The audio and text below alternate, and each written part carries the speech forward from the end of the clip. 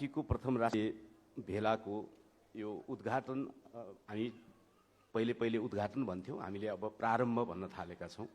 यो प्रारम्भ सत्रको संयोजकत्व गरिरहनु भएका कमरेड, हाम्रो पार्टीको न्यानो निमन्त्रणालाई हार्दिकतापूर्वक स्वीकार गरेर आउनुभएका 3 वटा मित्र पार्टीका नेताहरू, बौद्धिकहरू, हाम्रो पार्टीको यो राष्ट्रिय भेलामा प्रतिनिधिका रूपमा आउनुभएका कमरेडहरू, कलाकार साथीहरू, लोक नृत्यका टोलीहरू, सहभागी सबै र सुरक्षाकर्मी साथीहरू, सबैलाई सबभन्दा पहिले म हार्दिक अभिवादन गर्न चाहन्छु। यो राष्ट्रिय भेला सँगसँगै नेपालमा वैज्ञानिक समाजवादी कम्युनिस्ट पार्टी निर्माणको प्रारम्भिक चरण पार भएको छ। प्रारम्भिक चरण थियो यो, जुन बेलामा थुप्रै अविश्वासहरू, थुप्रै आरोपहरू पनि, थुप्रै चीजहरूको बीचबाट हामीले गुज्रनु नै पर्थ्यो। एकैचोटि यो ठाउँमा हामी आउन सक्दैनथ्यौं, किनकि यो पार्टी निर्माणको प्रक्रिया कुनै पार्टी फुटाएर भएको थिएन। कुनै पार्टीमा फुट भएर एउटा लबीलाई लिएर आएर यो पार्टी निर्माणको प्रक्रिया सुरु भएको थिएन। बरु हामी जुन पार्टीमा थियौं, जुन आन्दोलनमा थियौं, त्यहाँबाट अब हुँदैन भन्ने ठानिसकेपछि हामी व्यक्तिगत रूपमा त्यहाँबाट हामी निस्किएका थियौं र यो कुनै निश्चित धारालाई विकसित गर्न हामी अगाडि बढेका थिएनौं। बरु विभिन्न धारामा 20औं-25औं वर्ष काम गरेका र विभिन्न धारामा कार्यकर्ता समर्थकको रूपमा बसिरहेका, तर अब क्रान्ति अगाडि जाँदैन यसरी भनेर सोचिरहेका मानिसहरू हामी जम्मा भएर एक प्रकारले भन्ने हो भने शून्यबाट हामी नयाँ यात्रामा निस्केका थियौं।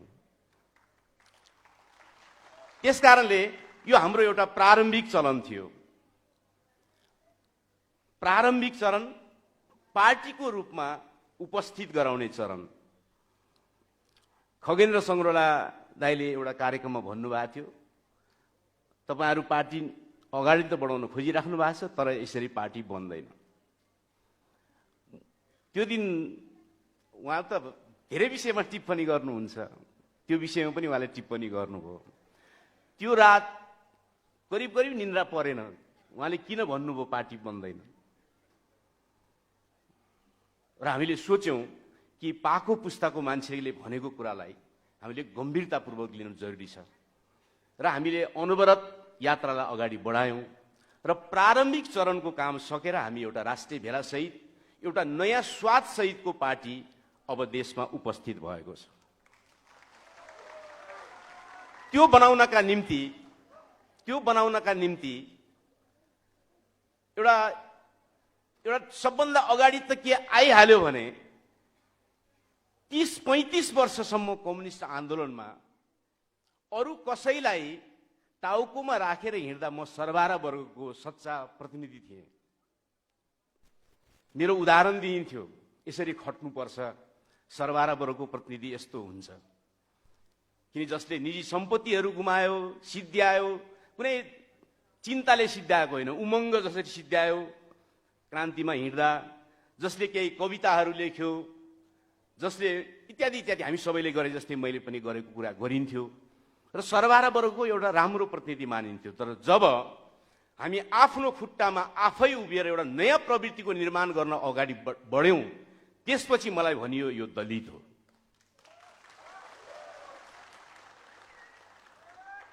नेपाली कम्युनिस्ट आन्दोलनले के सिकाएछ भन्ने कुरामा केही दिन रन्थनियौं हामी। के सिकाएछ यो? के सिकाएछ हामीलाई? एउटा महिला पार्टीमा आउँछ उसलाई महिला भनिन्छ, एउटा पुरुष पार्टीमा आउँछ उसलाई सरबारा वर्गको प्रतिनिधि भनिन्छ, एउटा तामाङ पार्टीमा आउँछ ऊ जनजाति आयो भनिन्छ, एउटा ठकुरीबाट सरबारा वर्गको विकास हुन्छ त्यसलाई सरबारा वर्ग भनिन्छ। यो के सिकाएछ हाम्रो कम्युनिस्ट आन्दोलनले? यहाँबाट हामी यात्रा सुरु गर्यौं र हामीलाई थाहा थियो विचार बिना कम्युनिस्ट पार्टी बन्न सक्दैन। नयाँ विचार बिना बन्न सक्दैन। विचार भयो भने मात्रै बन्न सक्छ, आवेगले मात्रै बन्न सक्दैन। त्यसकारण हामी शान्त भयौँ, धैर्यतापूर्वक अगाडि बढ्यौँ र आज हामीले एउटा प्रारम्भिक चरण पुरा गरेका छौँ। त्यो निर्माण गर्न लागिपर्ने तपाईँ सबैलाई म सबभन्दा पहिले बधाई दिन चाहन्छु। अब यो हामीले सुरु गरेको यो प्रकरणमा अघि कमरेड विप्लवले भन्नुभयो हामीले केही सहयात्राहरू गऱ्यौँ। हो, हामी अप्ठ्यारोमा थियौँ, किन कम्युनिस्ट आन्दोलनका क्रान्तिकारी शक्तिहरू जो अप्ठ्यारोमा भए पनि त्यो हामी सबै अप्ठ्यारोमा भएको, हामी सबै नै अप्ठ्यारोमा भएका थियौँ। जब नेकपामाथि प्रतिबन्ध लागेको थियो, लाग्ने बित्तिकै पहिलो हप्ता म टेलिभिजनमा गएको थिएँ र मैले भनेको थिएँ, हामीले पार्टीमा निर्णय गरेर सल्लाह गरेर म मार्फत त्यो भनिएको थियो कि हामी यो प्रतिबन्ध मान्दैनौँ, सरकारले गरेको प्रतिबन्ध गलत छ। किन हामी सहयात्रा गर्ने भनेको आफूलाई मनपर्ने विषयमा आफूलाई सुरक्षित गरेर मात्रै गर्ने कुरा होइन। क्रान्तिका निम्ति, जनताको निम्ति रिस्क मोलेर पनि सहकार्य हुनुपर्छ। मलाई याद छ अहिले विप्लवजीसँग, कमरेड विप्लवसँग प्रतिबन्धपछि भेट हुँदाखेरि उहाँले भन्नुभएको थियो कि रणनीतिक संयुक्त मोर्चा बनाउने हो भने तपाईँहरू, हाम्रो पार्टी नै मोर्चामा आयो भने तपाईँहरू आउनुहुन्छ। मैले भनेको थिएँ त्यो त हाम्रो निम्ति खुसीको कुरा हुन्छ। तपाईँहरूसँग सहकार्य गर्दाखेरि हाम्रा केही साथीहरू गिरफ्तार भएछन्, यातना खाएछन् भने उनीहरूको नयाँ प्रशिक्षण हुन्छ, केही फरक पर्दैन। के फरक पर्छ? एउटा शक्ति अप्ठ्यारोमा परेको छ, संसदवादसँग सम्बन्ध विच्छेद गरेर मृत्युलाई चाहिँ काँधमा राखेर हिँडेको शक्ति अप्ठ्यारोमा परेको छ भने हामीले उसँग सहकार्य गर्नका निम्ति डराउनु पर्ने, उसलाई रक्षा गर्नका निम्ति हामीले पनि थोरै योगदान गर्न सक्छौँ भने गर्न नसक्ने हो भने क्रान्तिको प्रक्रियाको सहकार्यको विद्रुप चित्र बाहेक नेपालमा केही पनि हुने छैन।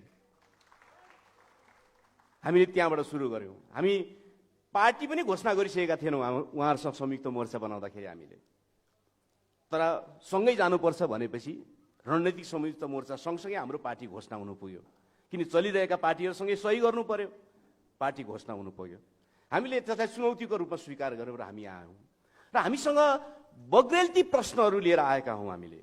पहिलो कुरा त हामीलाई के लाग्यो भने 1959 पछि क्युबाको क्रान्तिपछि संसारभर यो 60 वर्ष क्रान्तिको हार मात्रै किन छ? हामीलाई पुरानो कम्युनिस्ट आन्दोलनले भन्यो कि पार्टीभित्र संशोधनवाद पस्यो, त्यसले पुँजीपति वर्गले पार्टी सिद्धाइदियो, क्रान्ति उल्ट्यो। हामीलाई लाग्यो त्यसो भने के क्रान्ति पुँजीपतिहरूले अनुमति दिएपछि हुनेवाला छ? लेनिनलाई अनुमति दिएपछि क्रान्ति भएको थियो? पुँजीपति वर्गले त सधैँ भत्काउन चाहन्छ हामीलाई, भत्काउन नसक्ने गरी हामीले किन बनाउन सकेनौँ? हामीलाई यो प्रश्न उठ्यो। यहाँबाट यो पार्टी बनाउनु पर्ने यात्रा सुरु गर्यौँ हामीले र हामीले भन्यौँ मार्क्सवादले जो भन्दछ भित्री कारण प्रधान हुन्छ आम रूपमा, कहिलेकाहीँ बाहिरी कारण पनि हुन्छ र कहिलेकाहीँ भित्री र बाहिरको संयोजनको कारण पनि हुन्छ।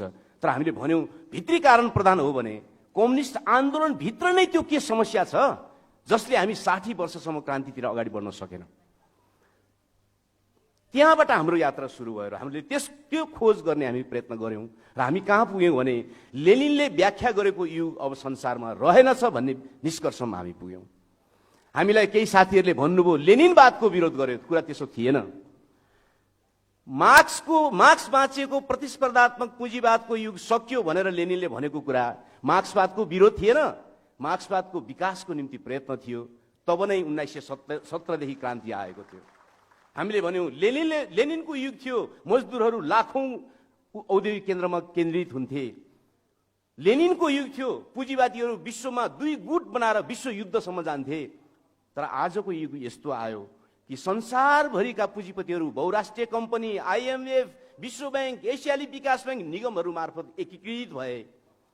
यस्तो एकीकृत हुने युग, पुँजीपतिहरू एकीकृत हुने युग लेनिनले कहिले देखेकै थिएन। मजदुरहरूलाई सबैलाई सेवा क्षेत्रमा फालिदिने र अधिकतम काम, मुख्य उत्पादनको काममा टेक्नोलोजी प्रयोग हुने युग लेनिनले देख्नु भएकै थिएन। त्यसकारणले हामीले भन्यौँ लेनिनले बाँचेको र व्याख्या गरेको एकाधिकार पुँजीवादको युग अन्त्य भएर भूमण्डलीकृत र एकीकृत पुँजीवादको युग सुरु भयो। आजसम्म 60 वर्षका क्रान्तिहरूले लेनिनले व्याख्या गरेको युगभित्रको रणनीति अपनाए, जबकि पुँजीवाद अर्को युगमा गइसकेको थियो। त्यसकारणले क्रान्तिहरू असफल भए। हामीले बुन्न खोज्यौं एउटा सिद्धान्त, एउटा विश्लेषण कि पुँजीवाद चौथो चरणमा पुगेको हो भने क्रान्तिको रणनीति पनि हामीले चौथो चरणमा विकसित गर्नुपर्छ। अब सर्वहारा श्रमिक वर्गको क्रान्तिको चरित्र फेरिन्छ, हामीले त्यो कुरा भन्यौं।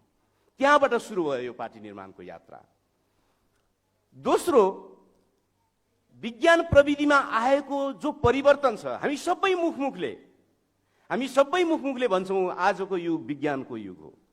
आजको युग विज्ञानको युग भनेको चाहिँ के हो? यो भनेको के हो भने मानिसको निम्ति आवश्यक सम्पूर्ण चीजहरूको उत्पादन गर्न मुख्य भूमिका अब विज्ञान प्रविधिले खेल्न थाल्यो भनेको। मुख्य भूमिका त्यहाँ मानिस पनि छ, त्यहाँ सामूहिक श्रम पनि छ, तर मुख्य भूमिका हिजो जसरी पुँजीले खेलिरहेको थियो, आज विज्ञान प्रविधिले खेल्न थाल्यो। 20 करोड जनसङ्ख्या भएको ब्राजिल पीडित छ अमेरिकाबाट, तर थोरै जनसङ्ख्या भएको उत्तर कोरिया ठाँटले उभिएको छ। किन उभिएको छ?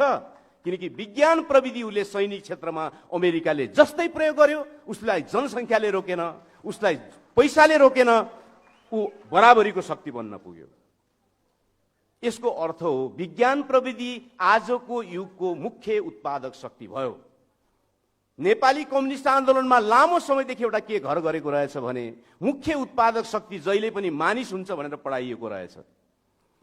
मुख्य उत्पादक शक्ति मानिस सधैँ हुन्छ भने उत्पादक शक्तिको सिद्धान्त किन चाहिन्छ ऐतिहासिक भौतिकवादमा? त्यो सिद्धान्तै चाहिँदैन। मार्क्सवादले भन्यो कि मुख्य उत्पादक शक्ति एक युगमा एउटा हुन्छ, त्यो फेरिएर अर्को युगमा जानका निम्ति अर्को उत्पादक शक्ति मुख्य भएर आउँछ। कार्ल मार्क्सकै भाषामा म्यान एन्ड मिन्स भनेर उहाँ भन्नुहुन्छ। मानिस र साधनहरू, साधनभित्र उपकरण अथवा औजारहरू पनि पर्छन्, कारखाना र इत्यादि कुरा पनि पर्छन्। मानिस आदिम साम्यवादी युगमा पनि मुख्य उत्पादक शक्ति थिएन, किनकि मुख्य उत्पादन गर्ने काम प्रकृतिले गर्थ्यो, मानिसले सहायक काम गर्थ्यो, खनी खोस्रेर खान्थ्यो। दास युग यसकारणले आयो कि प्रकृतिले उत्पादन गर्ने ठाउँ अब दासहरूले लिए, र प्राचीन एथेन्सको कुरा गर्ने हो भने 2 लाख दासहरूले 20,000 मालिकहरूलाई पाल्थे। दासहरूले नै मुख्य उत्पादन गर्ने युग जब सुरु भयो त्यसलाई दास युग भनियो। मुख्य उत्पादक शक्ति दासहरू भए। त्यसपछि प्रविधि र उपकरणमा विकसित हुँदै जाँदा 100 जना दासले जोत्ने खेत एउटा हलोले जोत्न थाल्यो, एक हल गोरुले जोत्न थाल्यो। त्यसपछि जति धेरै जमिन ओगट्यो त्यो भूपति हुन थाल्यो। दासहरू उत्पादक शक्ति, मुख्य उत्पादक शक्ति हुने युग फेरिएर अब जमिन मुख्य उत्पादक शक्ति भएर आयो कि जमिन जसले जति कब्जा गर्यो त्यति नै ठुलो मालिक भयो। भूपतिको युग सुरु भयो। राजा महाराजाहरूसँग जमिन थियो, तर त्यो जमिन भएको मान्छेलाई कपडा साट्नु पर्यो भने अन्न लिएर कपडा भएको मान्छे कहाँ जानु पर्थ्यो? मुद्रा थिएन। त्यही बीचमा जन्मायो व्यापारीले सार्विक अर्थको मुद्रा, अर्थात् सबैसँग साट्न मिल्ने मुद्रा। त्योभन्दा अगाडि सबैसँग साट्न मिल्ने प्रतिनिधि वस्तु नै थिएन। जब मुद्रा जन्मियो, 10 बिघा जमिन भएको सामन्तभन्दा 1 लाख मुद्रा भएको मानिस शक्तिशाली भयो। किनकि 10 बिघा जमिन साट्नका निम्ति उसले जमिन चाहिने नै मान्छे खोज्नु पर्थ्यो। 1 लाख रुपियाँ भएको मान्छेले कुनै पनि चिज किन्न सक्थ्यो, ऊ शक्तिशाली भयो। यहाँबाट जमिनको ठाउँमा पुँजीले मुख्य भूमिका खेल्न थाल्यो र पुँजीवादमा आयो।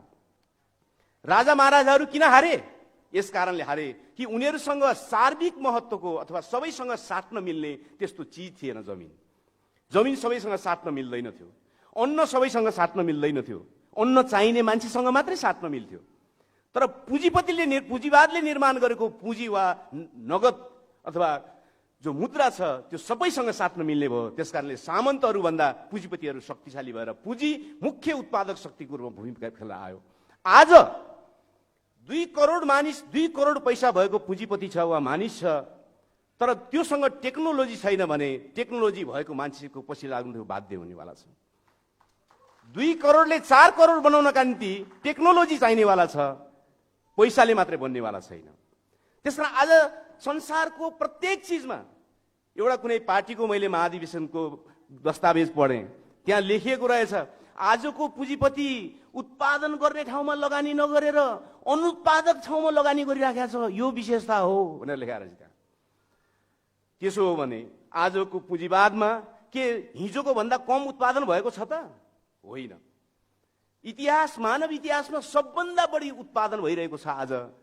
किन भइरहेको छ भने त्यो उत्पादन गर्नका निम्ति पुँजीपति वर्गले विज्ञान प्रविधि प्रयोग गरेको छ। विज्ञान प्रविधि प्रयोग गर्दा उसलाई असाधारण खर्च कम भएको छ र आम्दानी व्यापक भएको छ। मजदुरलाई कम दिनुपर्ने, हडताल नगर्ने, हडताल गर्ने मजदुर नै नहुने, अब इन्धन खाएपछि चलिहाल्ने टेक्नोलोजीले उत्पादन गर्ने भइसकेपछि पैसा असाधारण बचेको छ। त्यो बचेको पैसालाई सबभन्दा बढी उत्पादन गरेर पनि बचेको पैसालाई उसले अनुत्पादक क्षेत्रमा शेयर मार्केटमा लगानी गर्न सफल भएको छ। कारण त यहाँ छ। त्यस कारणले हामीले भन्यौं कि आजको युगको मुख्य उत्पादक शक्ति विज्ञान प्रविधि हो।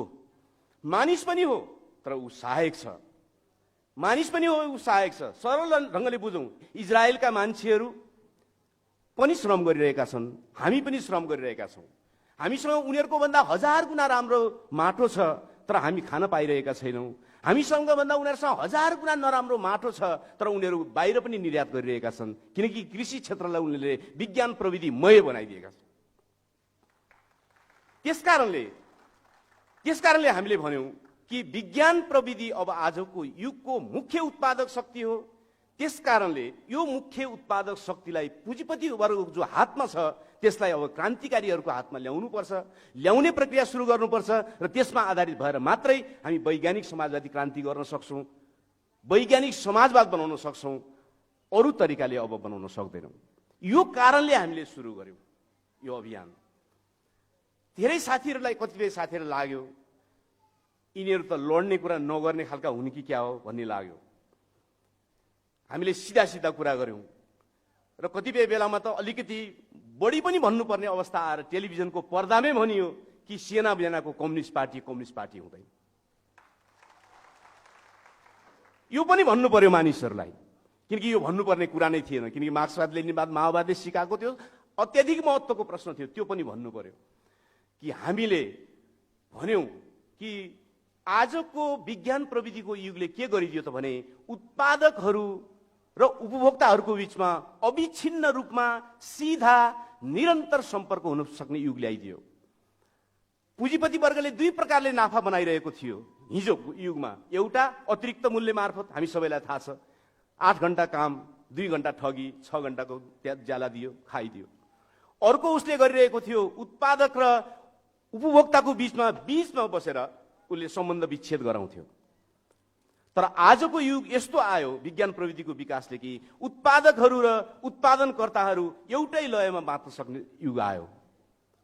उत्पादन प्रणालीको 4 चक्रमा आफै बस्न सक्ने युग आयो। उत्पादन गर्न सकिन्छ, विनिमय गर्न सकिन्छ, वितरण गर्न सकिन्छ र उपभोग गर्न सकिन्छ। एउटै चक्रमा पूरा गर्न सक्ने युग आयो।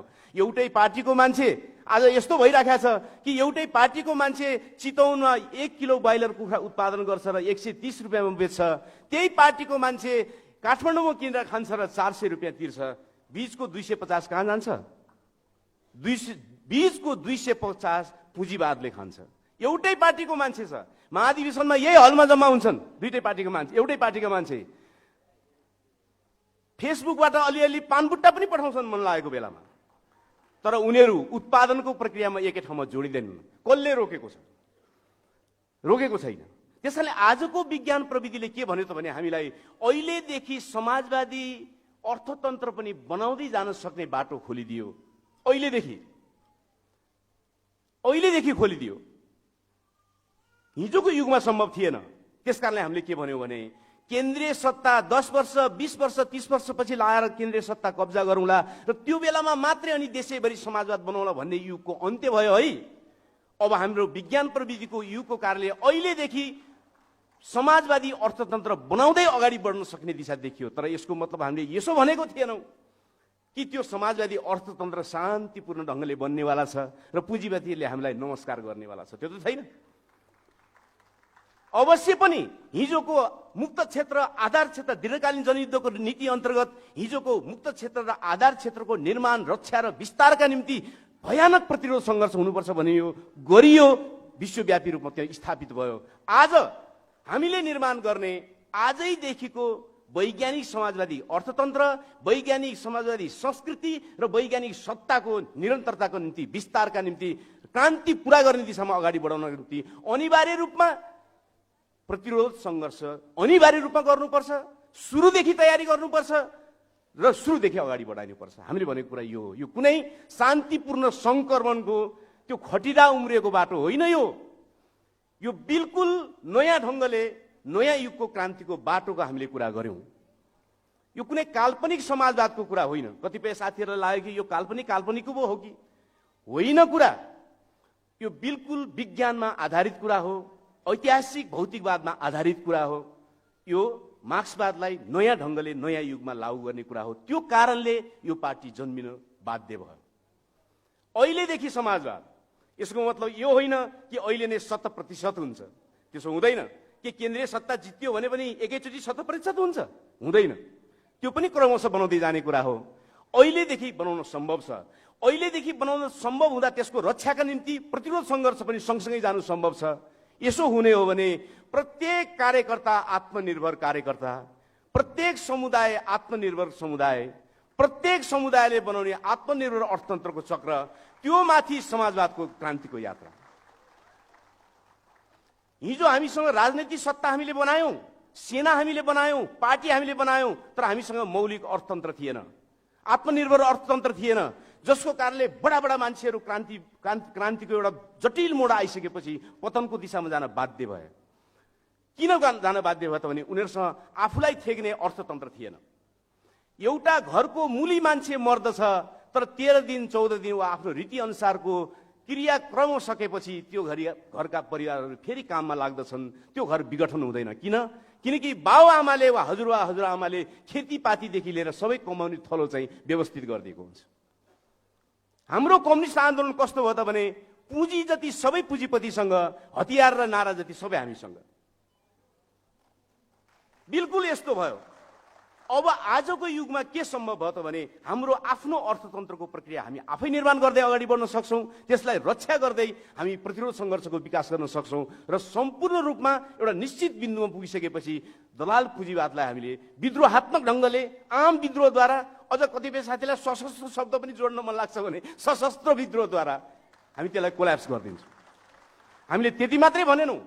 नेपालमा पटक विद्रोहका छालहरू आउने गरेका छन्, तर हाम्रो आत्मगत तयारी नहुँदाखेरि विद्रोहका छालहरूलाई क्रान्तिमा परिणत गर्न हामीले सकेनौँ।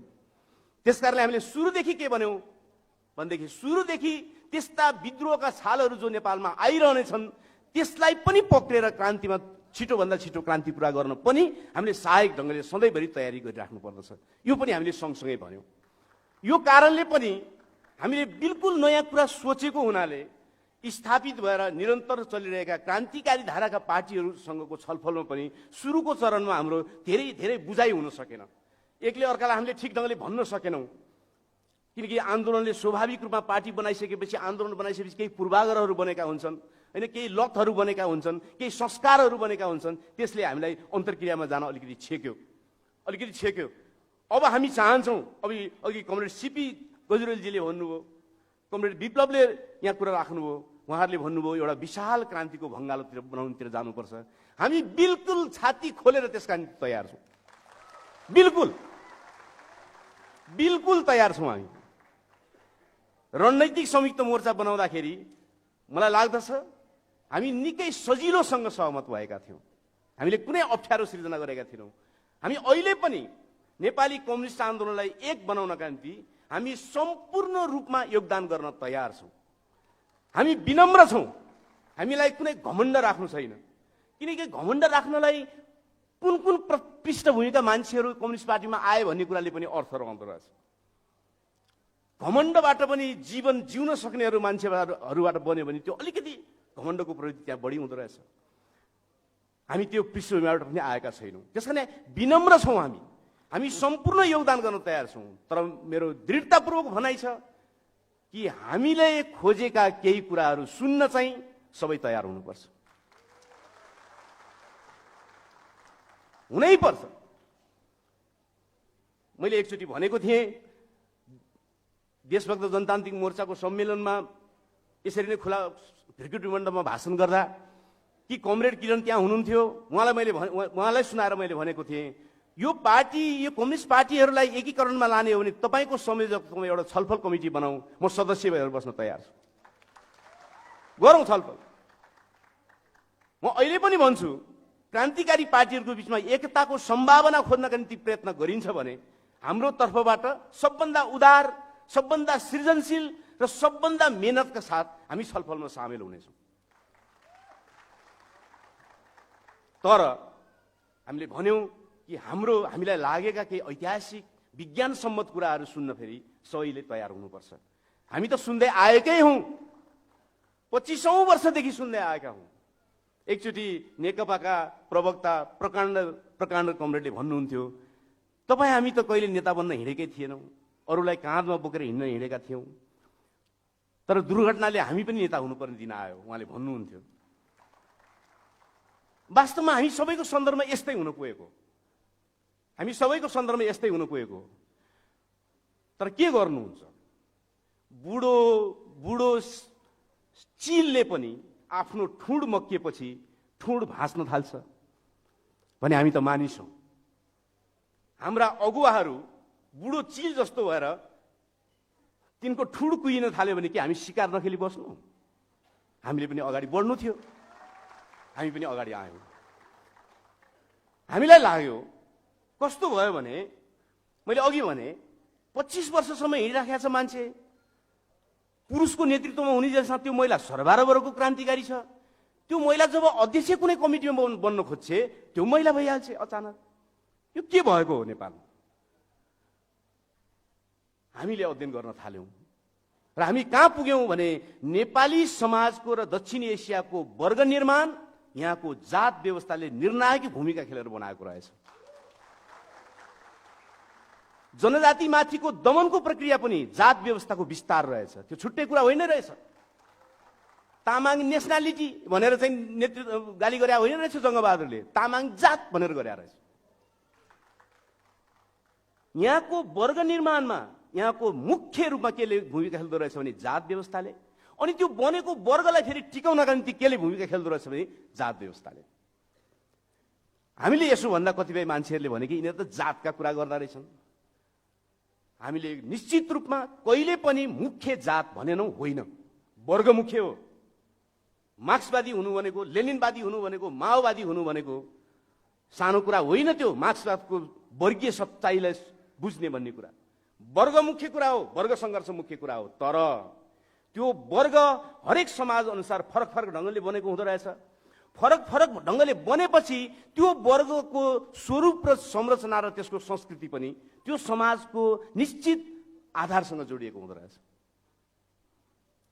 एउटा मान्छे क्रान्तिकारी भयो, युद्ध लड्यो, सबै कुरा गर्यो, सत्तामा पुग्यो, क्रान्ति छोडिदियो, 6 जना युवाहरू चाहिँ भेरीमा हामफालेर मारियो, कुटेर मारियो।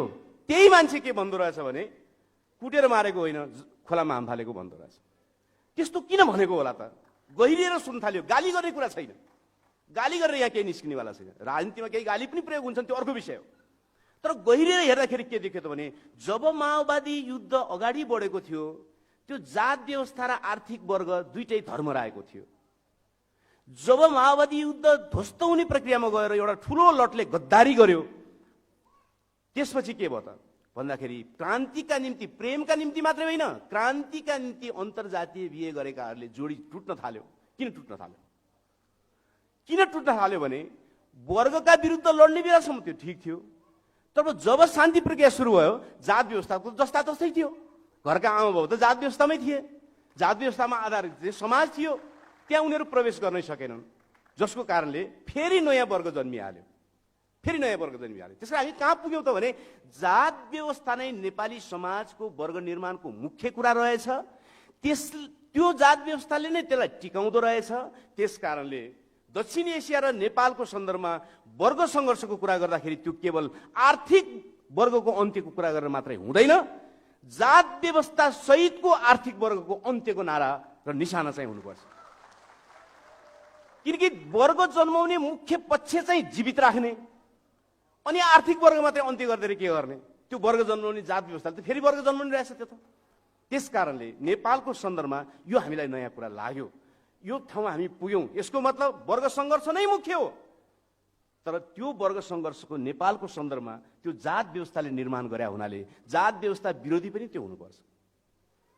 त्यो सन्दर्भमा हामीले अब भन्यौँ कि दलित दक्षिण एसियाको क्रान्तिमा ल्याउनु पर्ने समुदाय होइन, बरु क्रान्तिमा आएन भने र त्यो निर्णय गर्ने नेतृत्व पंक्तिमा दलित रहेन भने दक्षिण एसियामा क्रान्ति नै हुँदैन।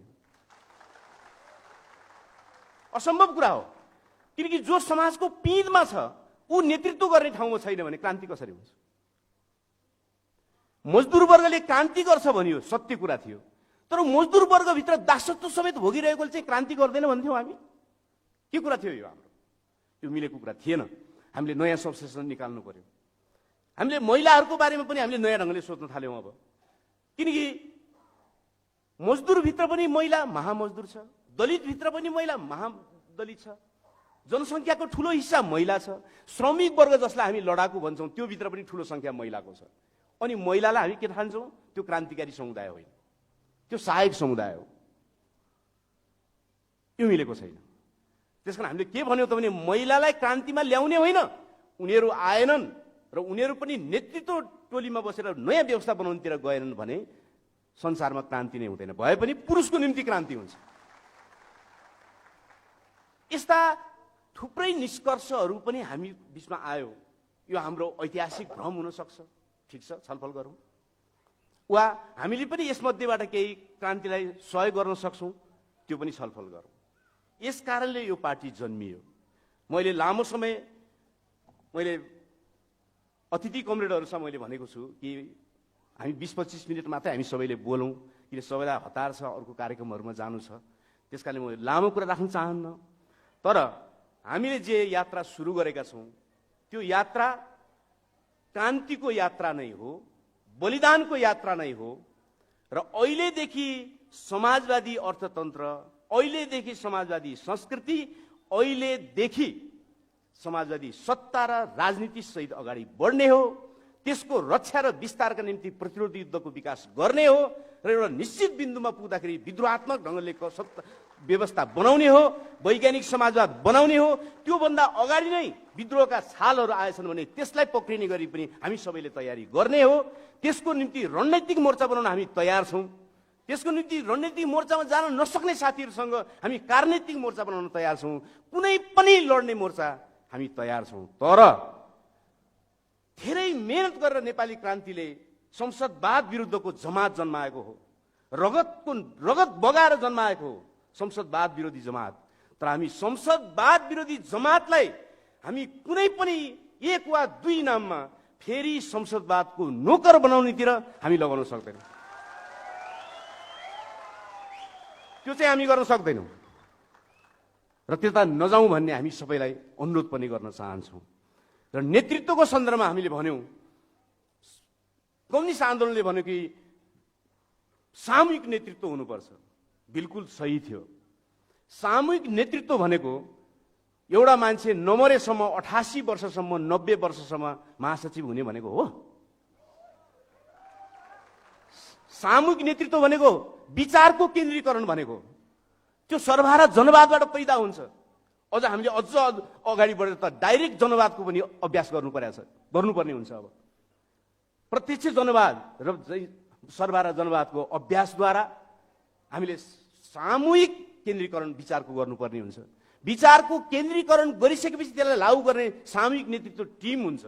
यहाँ त कस्तो भयो त भने सामूहिक नेतृत्वको नाममा नमरुन जेलसम्म 88 वर्षको भइसक्यो, 90 वर्षको भइसक्यो मान्छे पार्टीको महासचिव छोड्दैन। परिवर्तन केही भएको छैन। भएको के छ त भने त्यो क्रान्तिको आकांक्षा लिएर आएको युवाको वंश मात्रै सिद्धिएको छ, अरू केही पनि भएको छैन। जो 88 वर्षमा पुगेको छ उसको वंश त धेरै पहिले सिद्धिएको थियो, उसलाई अरूको के मतलब छ? यो के तरिका हो? यो के तरिका हो? यो मिलेको छैन। हामीले नेतृत्व प्रणालीलाई हामीले बिल्कुल नयाँ प्रयोगमा हामी जानै पर्छ, साहस गर्नुपर्छ। किनकि विज्ञान भनेको प्रयोग गर्ने कुरा हो। विज्ञान भनेको जहिले पनि अपूर्ण हुने कुरा हो। धर्म मात्रै पुरा हुने कुरा हो।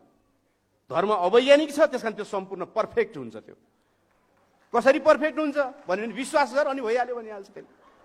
तर विज्ञानलाई विश्वास गरेर हुनेवाला छैन, विज्ञानलाई प्रयोगमा लानुपर्ने हुन्छ। त्यसकारण नयाँ पुस्ताका साथीहरूले मेरो अनुरोध के हुन्छ भने प्रशस्त प्रयोग गर्नका निम्ति साहस गरौँ, केही पनि बिग्रिँदैन। मार्क्सले पनि भने हो पेरिस कम्युनमा हुन सक्दैन विद्रोह भनेर, मार्क्सले भनेको, मार्क्स जति सृजनशील व्यक्ति त्यो युगमा को थियो उहाँले पनि भनेको। तर मजदुरले मानेन, प्रयोग गरिदियो, लडेर देखाइदियो र पेरिस कम्युन स्थापना गर्यो। मार्क्स जस्तो सृजनशील मानिसलाई समर्थन गर्न बाध्य पार्यो मजदुरहरूको सृजनशीलताले। यो पार्टीमा अघि उद्घोष कमरेडले भने जस्तै 70% भन्दा बढी 35 वर्षभन्दा मुनिका साथीहरू यहाँ आइपुग्नु भएको छ। म तपाईहरुलाई भन्छु, मेरो पुस्ताले 50 नआएको 60 नपुगेको पुस्ताले तपाईहरुलाई गर्न सक्ने भनेको मसँग भएको अनुभव ज्ञान सम्मानजनक ढंगले तपाईमा मैले पुर्याउन सक्छु। तर मैले 60 वर्षसम्म पुर्ने सपना म देख्न सक्दिनँ। म एउटा पुल बन्न सक्छु, मेरो पुस्ता एउटा पुल बन्न सक्छ। अब नयाँ क्रान्तिको जिम्मा तपाईहरुले लिनुपर्छ।